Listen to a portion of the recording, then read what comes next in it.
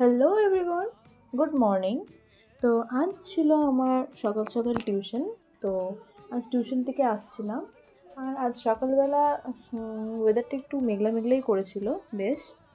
তো আজ টিউশন থেকে ঘর গিয়ে যাওয়ার ছিল একটু বাইরে। তো ঘর গিয়ে খাওয়া দাওয়া করে আমি হয়ে গেছিলাম রেডি। সো একদম, আর তারপরে রেডি হতে হতেই দেখলাম যে বাইরে অনেকটা রোদ চলে এসছে। তাই জন্য আমি একটুখানি নিজেকে ঢেকে নিয়েছিলাম। আর যেখানে আমি যাচ্ছি সেখানেও এমনিতে প্রচণ্ড ধুলোবালি, তাই আমি এরকম ঢেকে নিয়েছিলাম নিজেকে।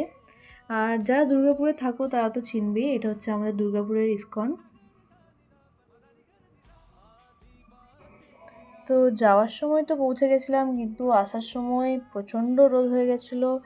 আর আসার সময় তো অনেকটা লেট হয়ে গেছিলো বলে খাওয়া দাওয়াও সেদিন ঠিক মতো হয়নি। সকালে রাস্তাতেই যা খাওয়া দাওয়া হয়েছে, আর ঘর থেকেই সেই যা খেয়ে দিয়ে বেরিয়েছিলাম। আর আসার সময় একটু চায়ের দোকানে দাঁড়িয়েছিলাম।